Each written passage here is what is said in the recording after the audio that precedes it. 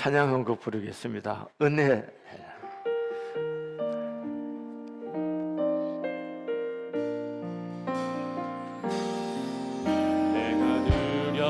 왔던 모든 것들이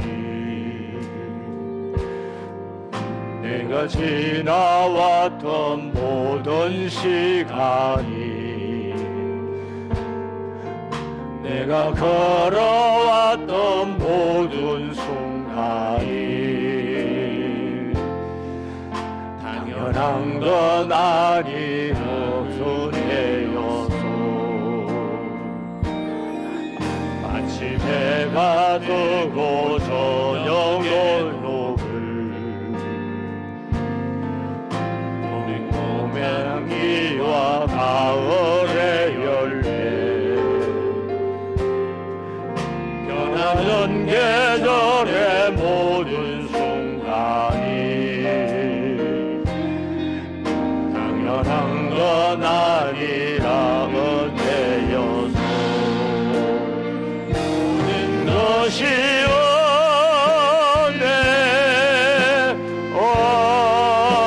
은혜 은혜 하는 은혜 내 삶에 당연한 것 하나도 없었던 것을 모든 것이 은혜여서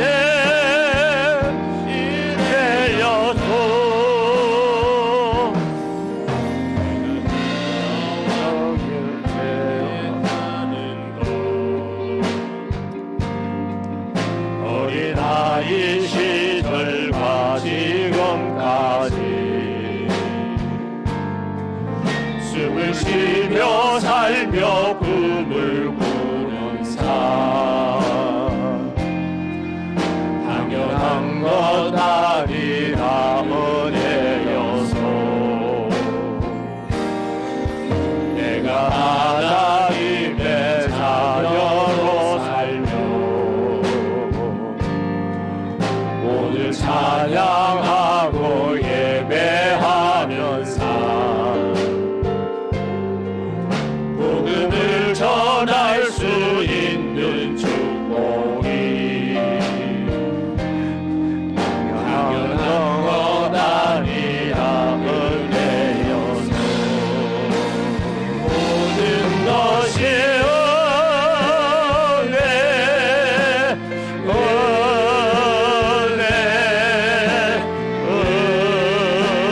은혜 나는 은혜 내 삶에 당연한 것 하나도 없었던 것은 모든 것이 은혜 은혜여서 모든 것이 은혜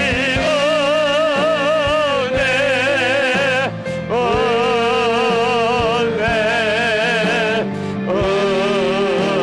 은혜 하는 은혜 내 삶에 당연한 것 하나도 없었던 것은 모든 것이 은혜 은혜여서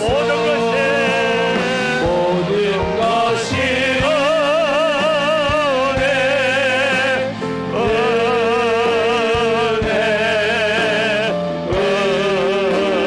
은혜 은혜 나는 은혜 내 삶에 당연한 것 하나도 없었던 것을 모든 것이 은혜 은혜였소. 네, 오늘도 주의 은혜가 우리 가운데 함께하기를 소원합니다. 일본 마스시타 전기 산업은 내셔널 JVC 파나소닉의 상포로 생산되는 종합 가전 제조 업체입니다. 경영의 신이라고 일컬어지는 창업자인 마스타 고노시케에게 어느 날 기자가 질문합니다. 회장님 성공의 비결은 무엇입니까? 했습니다. 그때 마시다 회장이 대답하기를 나는 하나님이 주신 세 가지를 감사하고 살았습니다. 첫째는 가난하게 태어났다는 그 사실이고, 둘째는 배우지 못했다는 사실이며, 셋째는 내가 허약했다는 사실입니다. 이 말을 들은 기자가 이해를 할 수가 없습니다. 그래서 다시 묻습니다. 회장님, 말씀대로라면 그것들은 세상 사람들이 불행의 조건으로 생각하는 것들인데 어찌 감사의 조건이 될 수 있었습니까? 했습니다. 그때 마시다 회장은 대답합니다. 나는 가난 속에 태어났기 때문에 부지런히 일했습니다. 그리고 초등학교 4학년 중퇴한 것이 학력의 전부랍니다. 그래서 항상 세상 사람들을 스승으로 받들고 배우는 자세로 살았습니다. 지금도 틈만 있으면 손에 책을 들고 있습니다. 또 약하게 태어났기 때문에 건강의 소중함도 일찍 깨달았습니다. 늘 건강을 지키기 위해 힘썼기 때문에 90이 넘는 이 나이에도 겨울철에 냉수마찰을 한답니다.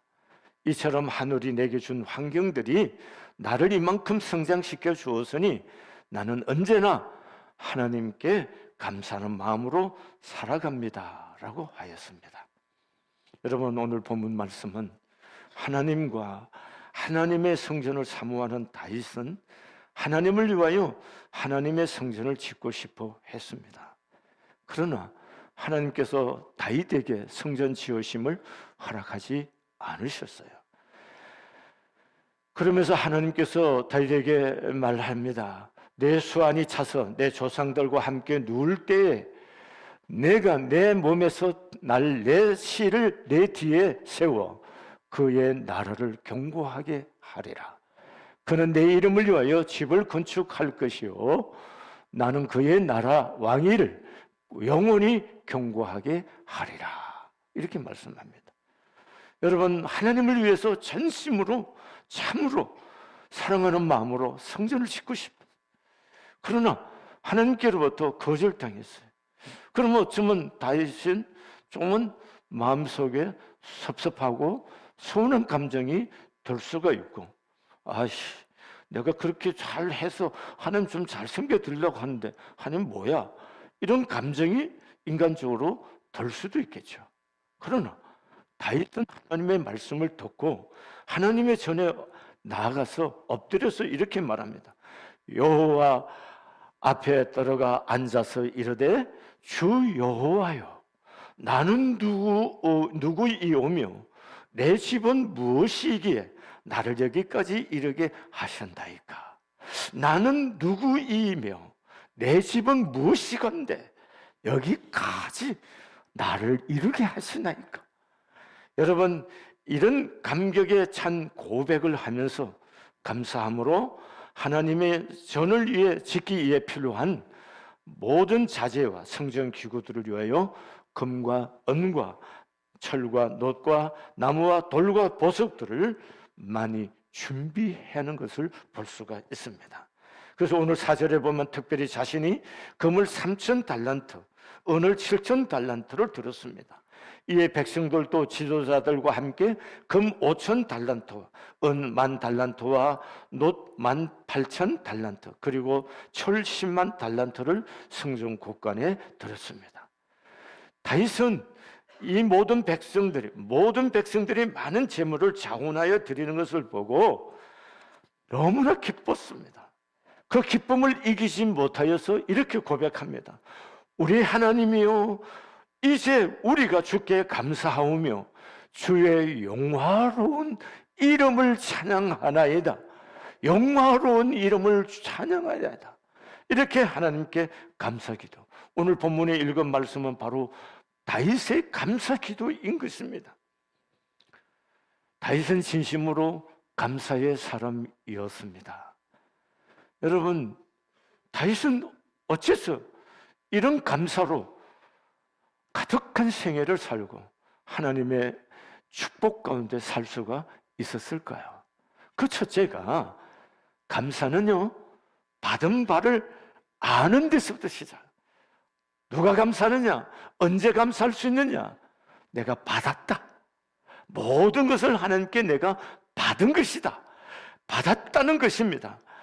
이럴 때 감사할 수가 있는 겁니다. 만군의 여호와께서 이같이 말씀하시기를 내가 너를 목장 곧 양을 따르는 데서 데려다가 내 백성 이스라엘의 주권자로 삼고 내가 가는 곳 모든 곳에서 내가 너와 함께 있어 내 모든 원수를 내 앞에서 멸하였느니라. 하나님 말씀하셨습니다. 이 말씀 앞에 다윗은 맞습니다. 옳습니다. 모든 것이 하나님께로부터 왔습니다.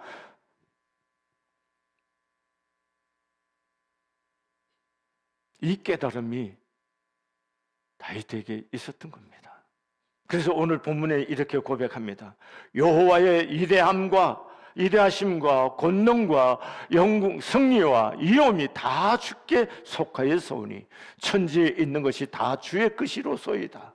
여호와여 주권도 주께 속하였사오니 주는 높으사 만물의 머리이심이니이다.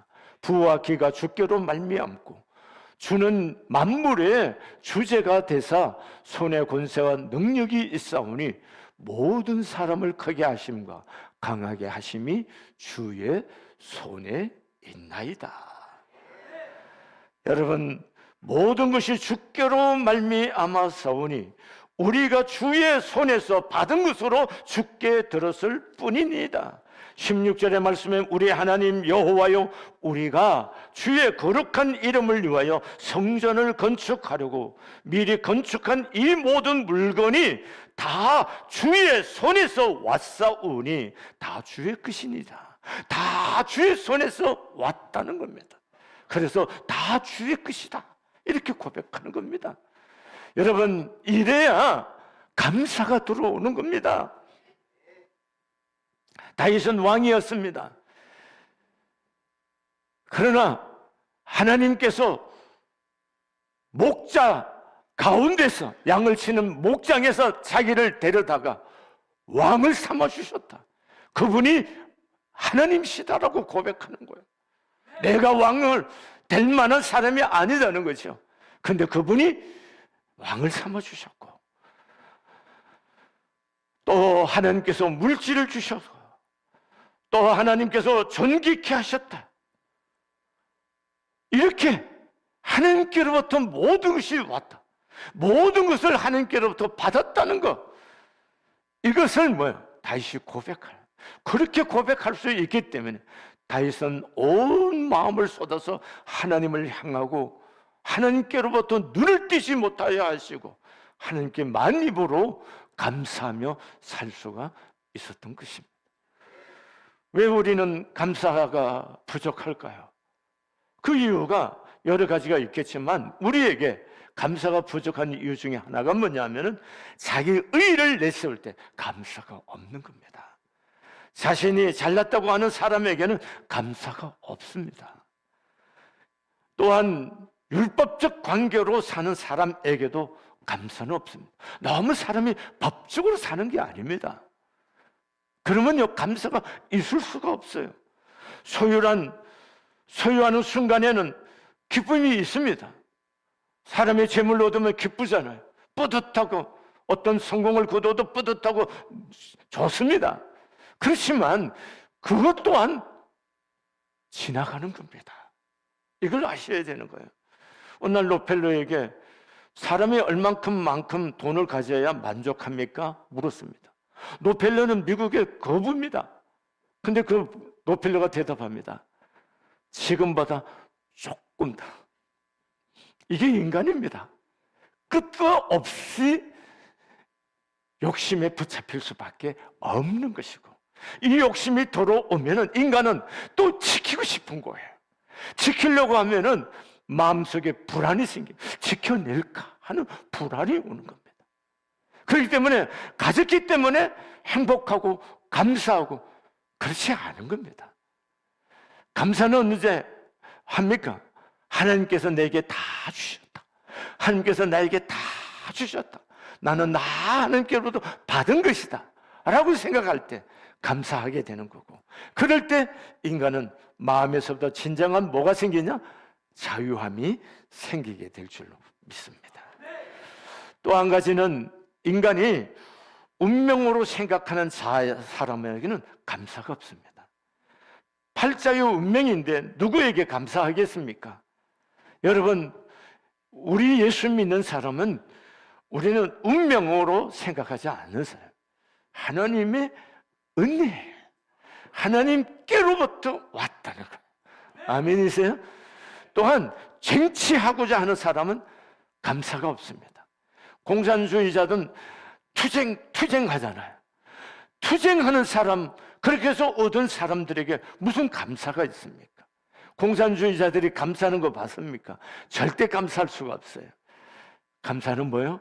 하나님께로부터 다 받은 것이고 하나님께로부터 왔다라고 생각하는 사람들에게 감사가 일어나게 될 줄로 믿습니다.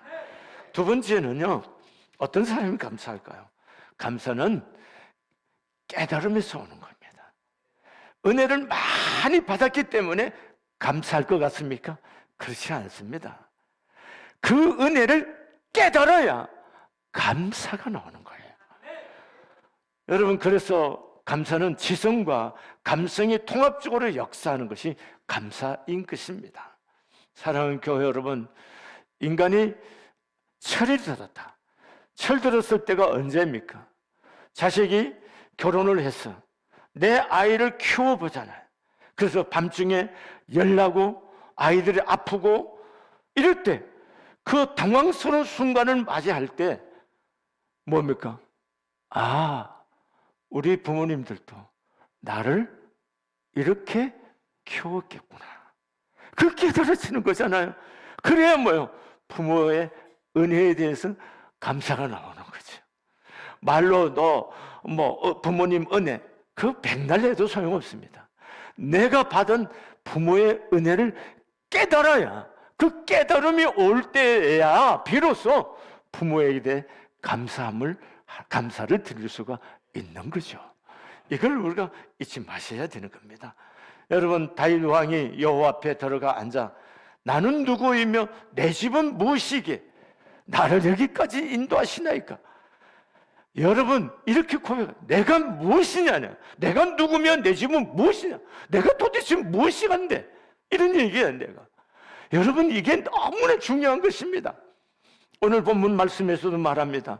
나와 내 백성이 무엇이 간데 이처럼 즐거운 마음으로 들을 힘이 있었나이까? 나와 내 백성이 무엇이 간데? 너무나 중요한 얘기입니다. 이걸 깨달아야 되는 겁니다. 이걸 깨닫지 못하면요, 감사가 나오지 않습니다. 여러분, 나와 나의 백성이 무엇이기에? 이게 뭡니까? 이것은 받을 자격이 없다는 고백입니다. 나와 내 백성, 우리는 받을 자격이 없습니다. 그런데 하나님께서 주셨다는 거예요. 자격도 없는데 왕으로 세우셨습니다. 자격도 없는 전쟁에서 이기게 하셨습니다. 자격도 없는데 하나님께서 큰 물질로 복을 주셨습니다. 자격도 없는데 즐거운 마음으로 오늘도 은혜 가운데 드릴 수 있도록 감동을 주셨어요. 이게 다 뭐예요? 은혜라는 겁니다. 이 은혜를 깨달아야 된다는 거예요. 이 깨달음이 있을 때 역사가 일어나게 될 줄로 믿습니다. 저도 어느 순간 가만히 생각해 보니까 내 인생을 생각해 봤어요. 여러분, 저를 볼 때 사람들이 대체로 목사님은 큰 교회에서 부목사로 있다가 좋은 교회 하나 탁 맡아와서는 그렇게 목회하는 목사 좀 저를 봅니다. 내가 얼굴이나 고생하는 안 보이지 않습니까? 그런데 말입니다. 저 정말 고생했습니다. 19살 예수님께 붙잡혀갖고 기도하면서 수많은 체험도 하고 폐결을 알았어요. 그 폐결을 기도 가운데 치유받아서 하나님의 살아계심을 보고 경험하고 눈으로 보고 손으로 만진 바가 되는 그 하나님께 붙잡혀서 살아오는 동안 지속적인 연단의 연속이었습니다.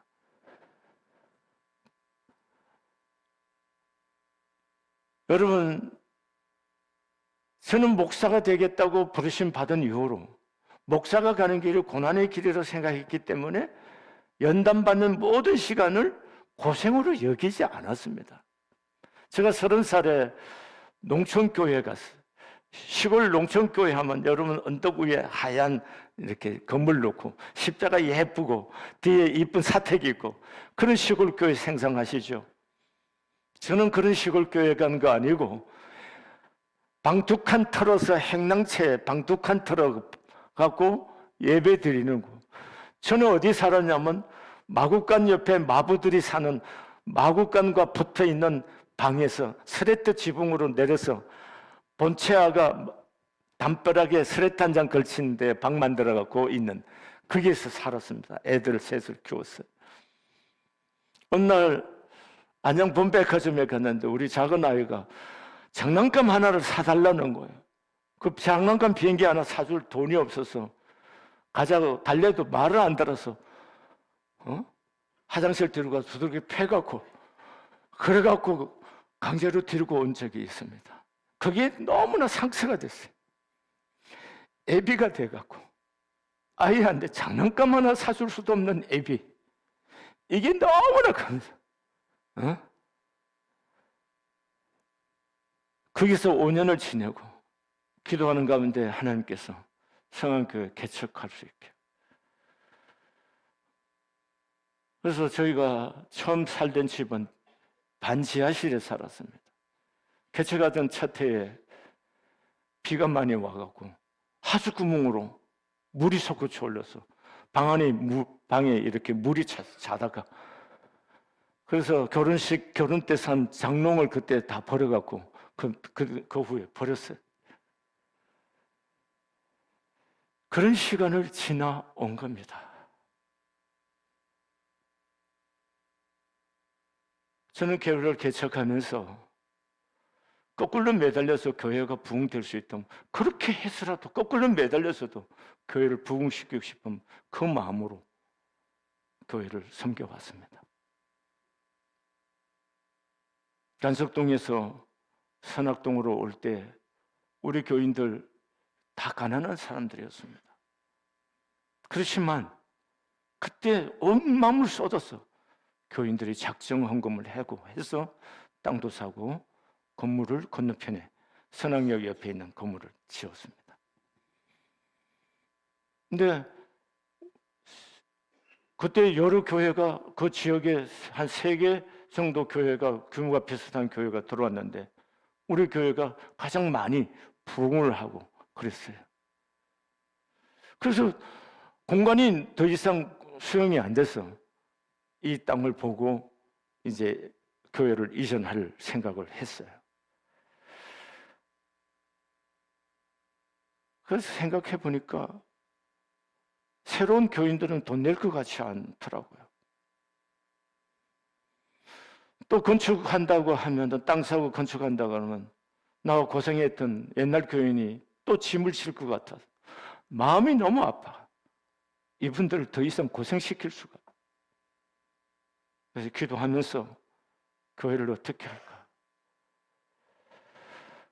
하나님께서 저에게 목회오는 동안 복을 주신 것을 가만 돌이켜 보니까 이 교회를 건축하고 나면은 이렇게 가겠다는 것이 보이기 시작했어요. 그래. 은행 돈을 다 빚을 내고 그리고 교회를 건축하기로 했어요. 교인들한테 작정헌금 시키지 않았습니다. 돈이 작정하지 않고 하다 보니까 교회 건축을 좀 크고 예쁘게 할 수가 없었어요. 그리고 직접 매달려서 우리 전문가 한 사람 붙여갖고 건축비를 아주 적게 드리는 방법으로 건축을 시작한 거예요. 이게 이 교회입니다. 그 요 앞에 바로 마당 우리 주차장 쓰는데 남동 안마 시술소가 하나 있었어요. 제가 사겠다고 그러니까 그 주인집이 15억을 내놓으라고 그래요. 건축을 거의 마치기 전에 물어본 거예요. 10억을 줄 수가 없잖아요. 그래서 제가 서울에 있는 전문가들한테 부탁하고 1,000만 원만 줄 테니까 저 집을 12억 정도에서 사주라고 그래요. 그래서 그것도 빚내갖고 사서 했어요. 그랬더니 저보고 불도저라고 그래요. 저는 아닙니다. 계산을 다 한 겁니다. 이렇게 가면은 어느 정도 가면은 교회가 될 거고 돈을 갚아갈 것이다 생각하고 했습니다. 그리고 그 건물을 헐고 주차장으로 쓰기 시작. 그러고 났을 때 여러분 저는 완전히 다운됐습니다. 병원에 갔더니까 의사가 목사님 쓰러지지 않은 것만 다행인 줄 아시고 관리를 하셔요라고 하는 거예요. 이렇게 하다 보니까 나도 모르는 사이에 이 교회에 내 의의가 생기기 시작한 거예요. 내가 개척하고 내가 세운 교회, 이 마음이 내 안에 크게 자리하였습니다. 근데 교회를 이제 마무리해야 되고 사역을 마무리할 단계에 와서 기도하는 가운데 하나님이 내게 주신 깨달음이 뭐냐 하면은요, 내가 너를 목사로 부르시는 순간에 내게 은혜를 주셨고 그 부르시는 순간에 나로 선교사를 가서 선교도 할 수 있는 거 아니에요. 그러면 내가 아버지의 일을 위해서 부르심 받은 종으로 교회를 위해서 수고한 것이 뭐가 그렇게 대단하냐는, 저는 그 하나님의 앞에 동의할 수밖에 없었어요. 내 의가 아무것도 없는, 하나님의 종으로 부르심 받는 그 순간 나는 그분을 위해서 죽기를 결심하는 거, 수고하는 거, 그건 당연하다. 그렇게 받아들이니까 아무것도 없잖아. 모든 게 은혜잖아. 모든 것이 은혜잖아. 내가 한 거 없잖아요. 그리고 생각해 보는 거야. 교회와 성도님들이 나에게 베푸는 사랑과 섬김, 이건 또 당연한 거 아니에요. 이건 모두가 사랑이에요. 정말 주를 사랑하는 마음으로 주의 종을 섬겨준 거예요. 너무 고마운 거예요. 그 깨달음이 오는 거예요. 여러분, 그 깨달음이 오니까 마음속에 사람들이 어떻게 내려놓는 게 힘들지 않나 그러는데 힘들지 않습니다. 처음에는 그랬는데 기도하고 나니까 힘들지 않아요. 왜? 내가 한 게 아니고 누가 했다고요? 그분이 했다고. 그걸 깨닫고 나니까 은혜지 않습니까? 그러니까 아무것도 없잖아요. 내가 여기 뭘 얘기할 거 있어요? 그분이 하신 건데, 그분이 주신 건데. 아멘이세요? 그러니까 뭐요? 힘 빼는 것이 쉬울까요? 어려울까요? 쉽죠. 힘 다 빠질 수밖에 없죠. 은혜니까. 그리고 교회와 여러분들이 베푼 사랑과 섬김은 마음속에 고맙고 감사한 마음으로 간직하고, 또 감사함으로 또 목사로서 여러분을 축복하고 여러분을 진정으로 사랑하는 마음으로 살아내려고 하는 겁니다. 하나님, 이것이 다 은혜라는 겁니다. 이 깨달음이 뭐예요? 기도 가운데 하나님 주셔서 깨달아주고 그걸 받아들이니까 너무 자유로워지는 거예요. 아멘이세요? 아멘이세요? 이 자유로. 자, 교회가 목사 새로운 리더십이 바뀌고 교회가 이제 목회자가 이제 바뀌는데 우리 교회처럼 조용한 교회 봤습니까? 그렇잖아요? 이 조용하잖아요. 얼마나 평화로워요. 너무나 평화롭잖아요. 이거 다 뭐예요? 주의 은혜지 않습니까? 은혜. 그러니까 하나님의 은혜라고 깨닫고 나니까 고집할 게 없잖아요. 주장할 게 없잖아요. 내세울 것이 없잖아요. 은혜니까. 아멘이세요? 그러니까 자유함이 오는 거잖아요. 편안함이 오는 거잖아요. 그리고 모든 것이 은혜니까, 또 모든 것이 사랑이니까 감사함만이 가득하는 거죠. 또 목사로서 교우들을 마음 다하여 축복하는 것, 직무고 내가 해야 할 권리고 의무인 거죠. 그렇게 살려고 합니다. 하나님의 영광이 이 성안교회를 통해서 앞으로도 계속되기를 소원합니다. 세 번째는요, 우리 인생이 나그네임을 깨달아야 감사가 되는 겁니다. 여러분, 우리는 우리 조상들과 같이 주님 앞에서 이방 나그네와 거류민들이라 세상에 있는 날이 그림자 같아서 희망이 없나이다 라고 다윗이 고백합니다. 인생은 지나가는 나그네라는 겁니다. 여러분, 애국인과 같고 거류민이라는 것은 임시 거주민이라는 거예요. 여러분, 여기 그냥 임시로 지나가는 사람들이라는 겁니다. 제가 요새 협착증이 있어서 허리가 좀 많이 아파서 병원에서 주사를 맞습니다. 그래서 병원에 가서 주사도 맞고 하는데 기재하잖아요. 김철현 53년생 약국에 가서도. 근데 김철현 해놓고 가로 해놓고 70세. 아니 도무지 상상이 나면 안 되는 거예요. 70세에 이제 6자도 아니고 7자가 붙었어요. 얼마나 마음이, 여러분 아직 경험 안 되신 분들 모르실 거예요. 아직 6자 붙으신 분들 이 기분 모를 거예요. 770 이렇게 세월이 순간으로 가는 거예요. 어느 순간 이렇게 지나가는 거예요. 나그네라는 겁니다. 나그네. 여러분, 이것 아셔야 되는 거예요. 그림자같이 지나간다. 아무것도 아닙니다. 여러분, 이렇게 짧은 시간 우리가 살다 가는데 누구 그렇게 마음속에 미워하고 싫어하고 그렇게 살 일이 아니라고. 응? 아무것도 아니야. 아무것도 아니야. 그냥 용서도 빨리 하고 하여도 좀 빨리 하고 남을 좀 많이 축복하고 사랑하기가 좀 바빠야 돼. 그래야 삶을 사는 거야. 인생은 사는 게 뭐예요 도대체? 사랑하는 만큼 사는 거라고. 그러니까 우리의 나그네 길, 그림자 같은 이 짧은 세월을 누구 미워하냐고 시간 낭비하고 감정 낭비하고 살지 마세요.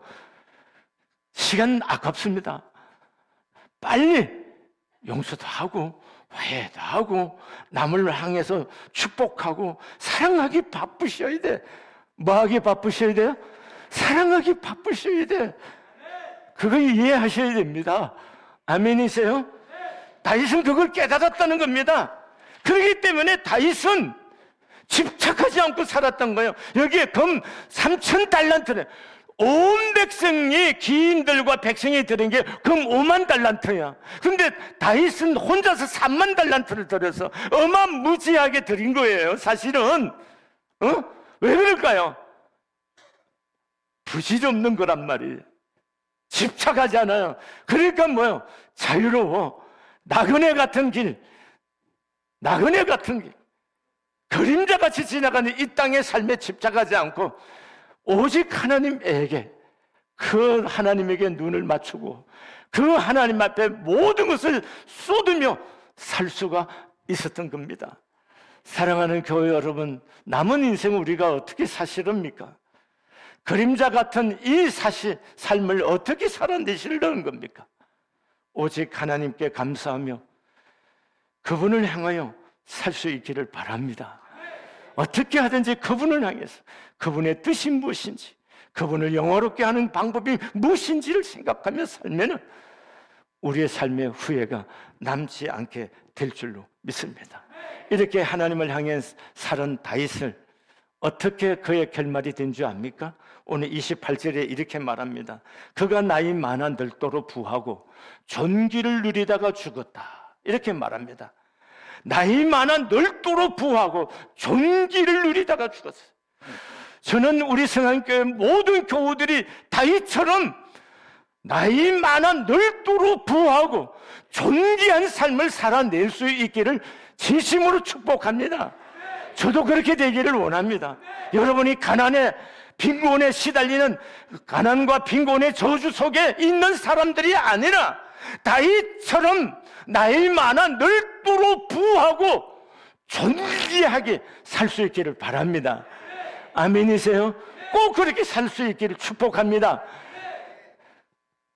사랑하는 교회 여러분, 금년도 벌써 연말을 향해 초능같이 시간들이 가고 있습니다. 시간은 우리를 기다려주지 않습니다. 그러시죠?